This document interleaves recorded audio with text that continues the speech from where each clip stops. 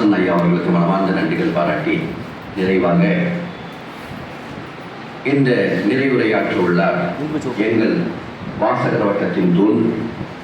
நிறைய மாநாட்டங்களை உருவாக்கிய திருக்குறள் மூலமாக உருவாக்கிய பெருமை நமது திருக்குறள் காமராசர் ஐயா அவர்களுக்கு உண்டு. அதேபோல் நாள்தோறும் அந்த புலனத்தின் வாயிலாக கலந்துரையாடுவோம் நிகழ்ச்சியை நடத்தி அதற்கு கிட்டத்தட்ட ஒரு மாதத்துக்கு 2 மாதத்துக்கு இப்போ புக் பண்ணி வச்சுருக்காரு நிறைய பேர். அந்த கேலண்டரை பார்த்தா டெய்லி ஒருத்தர் பேர் எழுதி அவரை புக் பண்ணி அதை ஃபாலோ அப் பண்ணி நிறைய சிக்கல் இருக்குது, நிறைய கஷ்டம் இருக்குது. 1 மாதத்துக்கு ஒரு நிகழ்வு பண்ணாலே எங்களுக்கு தெரியுது ரொம்ப கஷ்டமாக இருக்குது. ஆனால் டெய்லி அவர் அதை அந்த தொடர்ந்து அந்த கலந்துரையாடும் நிகழ்ச்சியை சிறப்பாக மிகச்சிறப்பாக தொடர்ந்து கொண்டிருக்கிறார். அப்பேற்பட்டதுக்கு காமராசர் ஐயா அவர்களை நிறைவுரை ஆற்றுமாறு அன்போடு கேட்டுக்கொள்கிறேன்.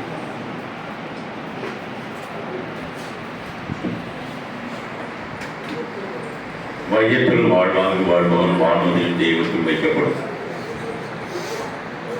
வாழ்க்கை நெறிமுறையோடு இந்த பூமியில் வாழ்கின்றவர்கள் தெய்வத்திற்கு ஒப்பாக எங்கேயே மதிக்கப்படுவார் என்கிறதுதான் நம்ம முப்பாட்டனுடைய குரல். அந்த குரலுக்கு மிகவும் பொருத்தமாக வந்திருக்கிற நம்முடைய இருவருமே பார்த்தீங்கன்னா மிகப்பெரிய ஆளுமை. அந்த 2 ஆளுமைகளையும் முதற்கண் வணங்கி மேடையிலே இருக்கின்ற நூலக அம்மா உட்பட்ட வாசகர்வட்ட தலைவர் உட்பட்ட எதிரிலே அமர்ந்திருக்கிற கோயில்மணி கோவிந்தசாமி ஐயா, ரத்னா செந்தில்குமார் ஐயா, நாட்டாமுண்டி ஐயா, வாசகர்வட்ட வேங்கிக்கால் நூலகத்தினுடைய தலைவர், பல நூல்களுக்கு சொந்தக்காரர், திருக்குறளுக்கு உரை எழுதியிருக்கிறார். அதே மாதிரி பக்தசுலம் ஐயா, ஐயா ஆசிரியர் ஐயா, மனோகரன் ஐயா, திருவண்ணாமலைக்கு மிகப்பெரிய ஒரு அடையாளம் என்று சொன்னால் அது நம்முடைய வையவன் ஐயா. அவருடைய கவிதையாக இருக்கட்டும், அவருடைய சொற்போராக இருக்கட்டும், அதே தரசு மாதிரி நேர்கோட்டில் நிற்கும். அந்த அளவுக்கு உலகம் தெரிந்த ஒரு கவிஞர் நம் ஊரே வாழ்ந்து கொண்டிருக்கிறார் என்று சொன்னார் அவர் ஒரு வையவன் ஐயா. அதே மாதிரி திருக்குறள் குழந்தைகள், அவரை பெற்றெடுத்த சுந்தரம், பின்னாடியாக வந்திருக்கிற நம்முடைய இனிய நண்பர்கள், அவர்கள் பேர்லாம் எனக்கு தெரியல. அதே மாதிரி ஐயனுடைய வாழ்க்கை துணை அம்மா அவர்களையும் இருகர கூட்டி வழங்குவதிலே மிக மகிழ்ச்சி அளிக்கிறேன். 15/12/70 பிறந்த வள்ளுவர் அவர்களையும் வாழ்த்துவதிலும் வணங்குவதிலும் பெரும் மகிழ்ச்சி அளிக்கிறேன்.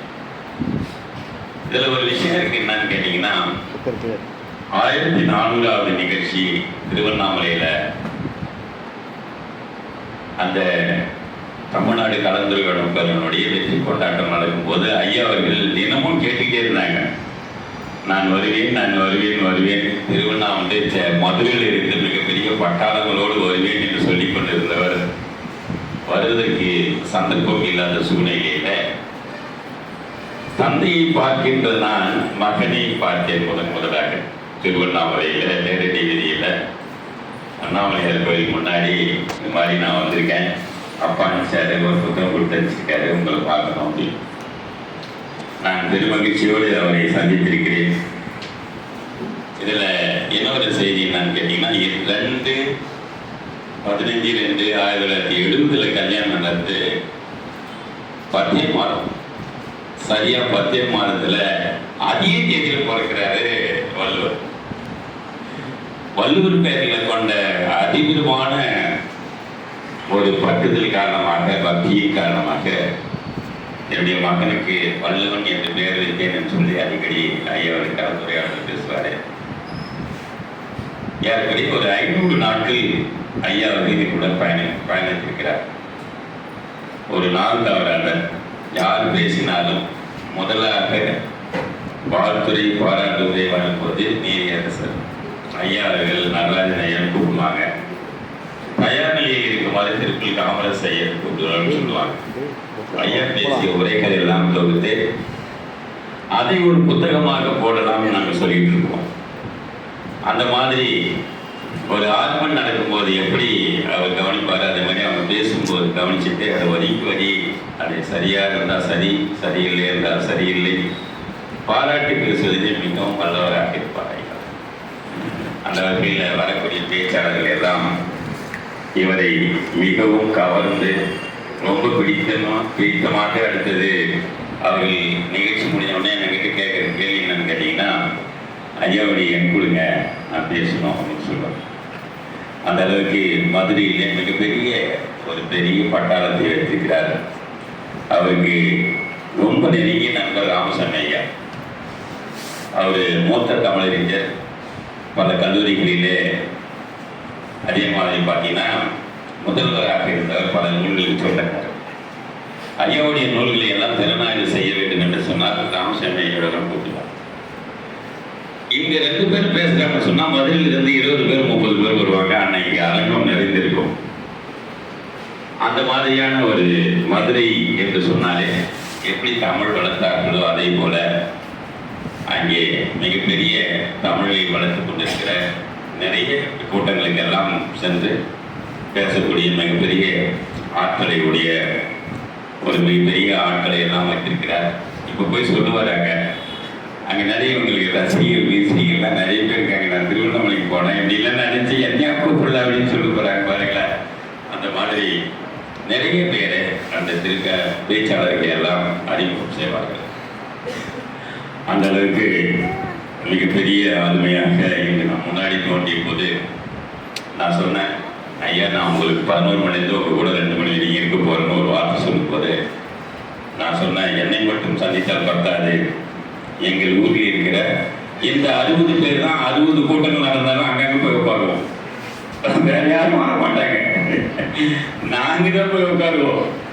அந்த மாதிரி இருக்கிற எளிய நண்பர்களையும் சார்பு மக்களையும் நீங்கள் சந்திக்க வேண்டும்.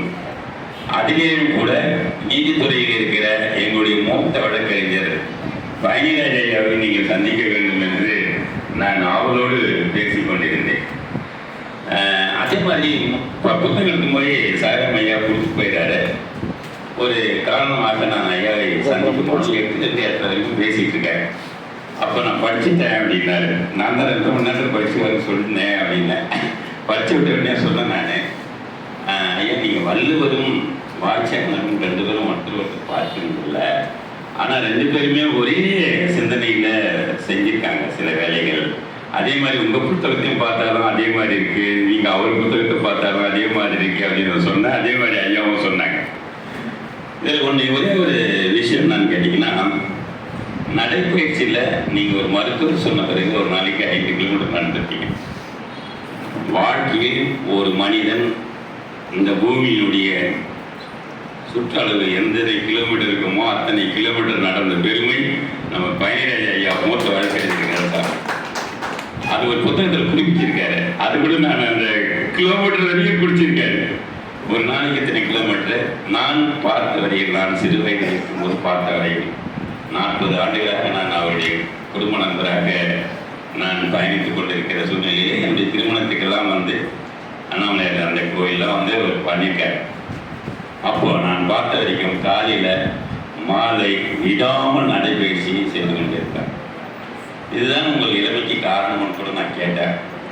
அதனால் என்னுடைய மகளுக்கு கூட நம்ம இளமாறன் வயதில் இருக்கும்போது ஐயனுடைய அடிக்க போகிறோம்.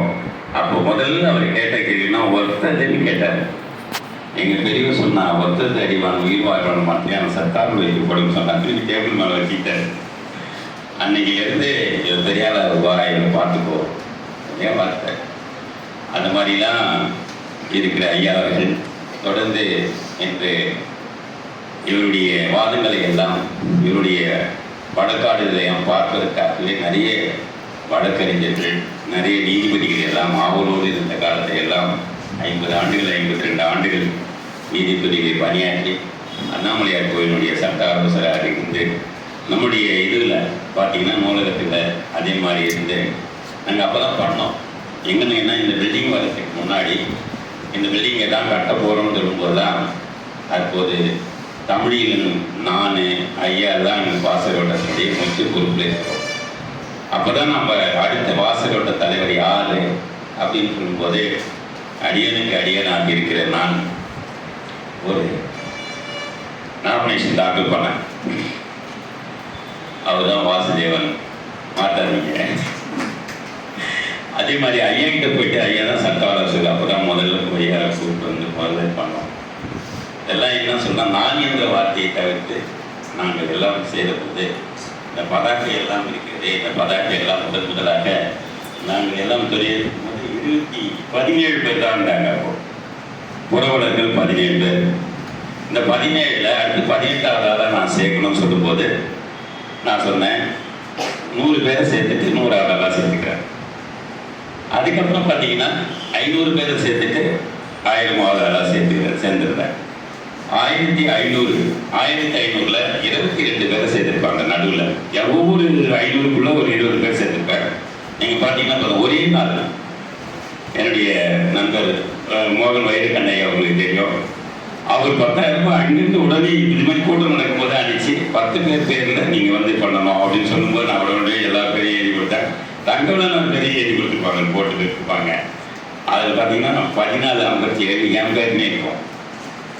இது 500 100 1000 2000 இருக்கிற இடத்துல நடுவில் ஒன்று இருக்கும்.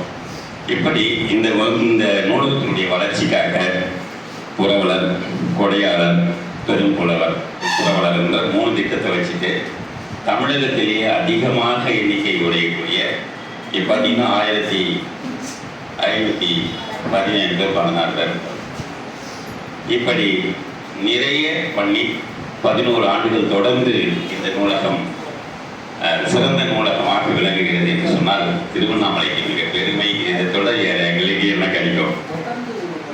ஆமாம்.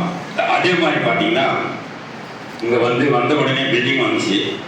கட்டடம் வந்த உடனே ஐயா குடிக்கு தண்ணி வேணும்னு ஒரு வார்த்தை கேட்டது. அடுத்த 1 மணி நேரத்தில் 15,000 ரூபா 10,000 ரூபா போட்டு ஐயா குடிக்கு வாங்கி கொடுத்தாங்க. 15,000 வாங்கி கொடுத்தாங்க. 15,000 அந்த மாதிரி இந்த நூலக வரலாற்றிலே சென்ற ஆண்டு பார்த்தீங்கன்னா ஏறக்குறைய 36 பேர் இந்த நூலகத்தில் பயின்று அரசு உத்தியோகத்தில் போய் சேர்த்துருக்காங்க.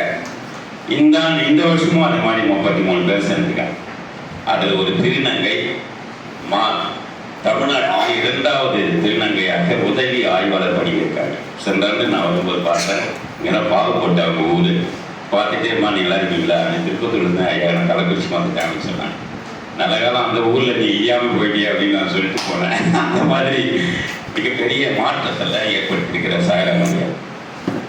நான் உண்மையிலேயே அவர் வளர்ச்சியை பார்த்து நான் உண்மையை கண்டு மகிழ்ந்து ஏன்னு கேட்டால் ஒரு காலத்தில் எங்களை பார்த்தா கண்டிக்க மாட்டேன். போயிட்டே இருக்கும். ஒரு குழந்தை ஒன்று எடுத்துட்டு சின்ன பொம்மை மாறி இருக்கும். பார்க்கறதுக்கு அழகாக இருக்கும். போயிட்டே இருப்பார். வந்தோம் போயிட்டு வர. அப்புறம் அந்த ஸ்டேஜ் வந்த பிறகு அவர் பண்ண பணிகள் பார்த்தீங்கன்னா சொல்ல முடியாத பணிகள்லாம் பண்ணி ஒவ்வொரு பள்ளிக்கும் போய் நிறைய மாணவர்களை எல்லாம் கொண்டு வந்து இந்த மாதிரி நாத கூட்டங்கள், வார கூட்டங்கள்லாம் நடத்தி மிகப்பெரியது. அதே மாதிரி வருடத்தில் பார்த்தீங்கன்னா ஏகப்பட்ட அந்த நூலக வாரவிழாவை சிறப்பாக செய்து கொண்டிருந்து அதே மாதிரி நூலகத்துறையிலிருந்து ஏறக்குறைய கலந்துரையாடல் குழுவில் ஏறக்குறைய 17-18 பேர் பேசியிருக்காங்க. அந்த அளவுக்கு இந்த நூலக வரலாற்றை மிக அற்புதமாக நடத்தி கொண்டிருக்கிற சாயரம் ஐயாவுக்கும் நம்முடைய அம்மா வந்ததுலேருந்து தான் நம்ம ஊரில் சிறப்பான ஒரு புத்தக திருவிழாவை முன்னின்று சிறப்பாக நடத்தி கொண்டிருக்கிறார். அந்த 10 நாள் நாங்கள் போவோம். ஒவ்வொரு நாளும் போயிட்டு ஒவ்வொரு பேச்சாளரும் போய் அவங்க அவ்வளோ மாவட்டத்தினுடைய இணைஞ்சி அதை பண்ணுறாங்கன்னு சொன்னால் மிகப்பெரிய பாராட்டுக்குரிய அம்மா அவர்கள். அதே மாதிரி வேங்கிக்கால் நூலகத்தை வெகு விரைவில் கிடைக்க நான் இப்போது ஒரு மனுவாக வைத்து உங்களை வேண்டிக் கொள்கிறேன். ஏன்னு கேட்டால் இந்த மாதிரி அரங்கம் பெருசாக இருந்தது. அங்கே வேங்கிக்கால் வாசகர் தலைவர் அவர்கள் இந்த மாதிரி இந்த மாதமாக ஒரு கூட்டம் நடத்தாருன்னா அங்கேயும் போய் உட்காந்து கேட்கலாம் அப்படின்னு தான். அந்த அளவுக்கு இந்த நிகழ்ச்சி மட்டும் இன்று நடக்கவில்லை என்று சொன்னால் ஐயாவை மகளிர் மேல்நிலை பள்ளியில் கண்டிப்பாக ஒரு 7,000 படிக்கிறாங்க. 7,000 மகளிர் படிக்கிறாங்க அந்த பள்ளியில். மேல்நிலை பள்ளி 10ஆம் 8ஆம் வகுப்பு மேலே உட்கார வச்சுருந்தா கூட ஏறக்குறைய ஒரு 4,000 பர்சன்ட் முன்னாடி ஐயா உட்கார வச்சுருப்பாங்க. திடீர்னு ஏற்பாடு பண்ணா கூட பண்ணிடுவாங்க. ஆனால் திருவண்ணாமலைக்கு வந்து ஐயா அவர்கள் ஏதாவது ஒரு கூட்டத்தில் பேச வேண்டும் என்பதுதான் எங்களுடைய கோரிக்கையாக இருந்தது. ஏதோ வந்தோம், உங்க கூட நாங்கள் பேசுவோம், அரசு மலை கூட வந்தோம், உரையாடணும் இல்லாமல் இந்த நிகழ்ச்சி வரலாற்று சிறப்புமிக்க நிகழ்ச்சியாக மாற வேண்டும் என்பதுதான் என்னுடைய எண்ணமாக இருந்தது. அது இப்போது நிறைவேறி போச்சு. ஐயாவை நான் உட்காந்து இருக்கும்போது கூட பார்த்து கேசம் ஐயா உங்களுக்கும் ஒரு முடிவிடும் வெள்ளை இல்லை, எனக்கும் வெள்ளை இல்லை, ஆனால் ஐயா டை அடிக்கிறது இல்லை, ஆனால் கருப்பாக இருக்கு பாருங்க அப்படின்னு சொல்லும்போது ஐயா சொன்னாங்க, மூத்த வழக்கறிஞர் அவருடைய கடைசி பக்கத்தில் அதை குறிப்பிட்டிருக்காரு அப்படின்னு சொல்லி பிரசிடாந்தையார் சொல்லுவார். ஏன் உங்களுக்கு நான் மொழி நடிக்கலைன்னு சொல்லும்போது அதுக்கு உண்டான காரணத்தை எல்லாம் சொல்லுவார். ஐயாவும் அந்த பாடலை சொல்லி அதுக்கு உண்டான விளக்கத்தையும் எல்லாத்தையும் சொல்லிட்டார். நான் கூட நினைத்து பார்த்தேன், கடைசி அட்டையில் பார்க்கும்போது ஒரு விதை, ஆழம் விதை அவ்வளோ சுலபமாக விழுது விட்டு அங்கங்கே ஒரு நூற்றுக்கணக்கான வீடுகளை பதிக்குது என்று சொன்னால் அது ஒரு நாள் 2 நாளில் நடக்கிற விஷயம் கிடையாது. ஏகப்பட்ட நாள் பாக்கி விஷயம் நான் சொல்கிறே இல்லை. எங்களுடைய கலந்துரையாடலுடைய ஆஸ்தான பாடகர் என்று ஐயாவை பார்க்கறதுக்காக இவ்வளோ தூரம் வந்திருக்காங்க. 2வது உளுந்தூர்பேட்டை வழியாக வராங்கன்னு சொல்லும்போது நான் அங்கேயே நிறுத்திடுவேன், அங்கேயே நின்று நான் பார்த்துட்டு போவேன்னு சொன்னாங்க. ஆனால் அவர்களுடைய சந்தர்ப்ப சூழ்நிலை ஆசிரியர் வழியாக வந்து இங்கே வந்துட்டாங்க.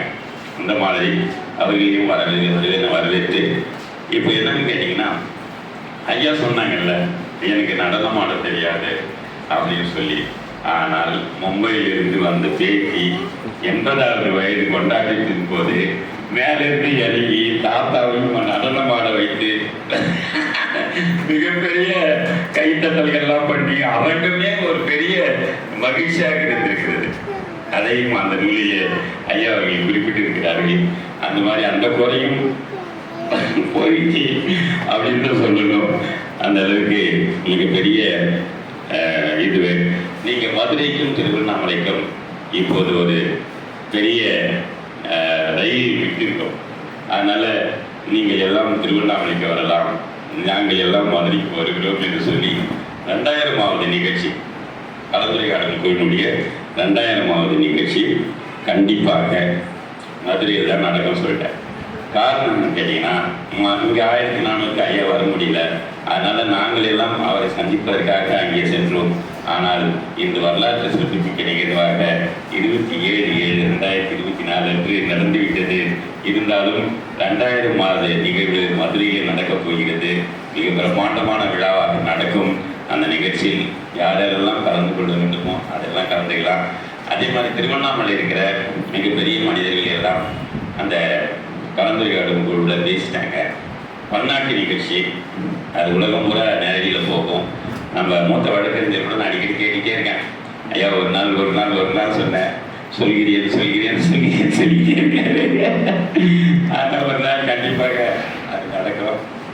அந்த மாதிரி நிறைய நாங்கள் எங்களுக்கெல்லாம் பார்த்தீங்கன்னா ஒரு 6 மாதத்துக்கு ஒரு அடியோ 2 மாதத்துக்கு ஒரு அடியோ ஏதாவது ஒரு புத்தகத்தை வெளியிடுவார் ஐயா. அப்போ நாங்கள் எல்லோரும் ஒன்றா போவோம். அவருக்கு யாருமே இல்லை, எத்தனையோ பேர் வந்துகிட்டே இருப்பாங்க. வந்துட்டு எல்லாத்தையும் வாங்கிட்டு பேசிட்டு அந்த மாதிரி போவோம். இந்த இனிய நாள், இந்த நாள் நல்ல நாள். அந்த மாதிரி அம்மாவர்கள் தான் ஐயாவை பத்திரமா பார்த்துக்கிறாங்கன்ற ஒரு செய்தியை டெய்லியும் தெரியும்.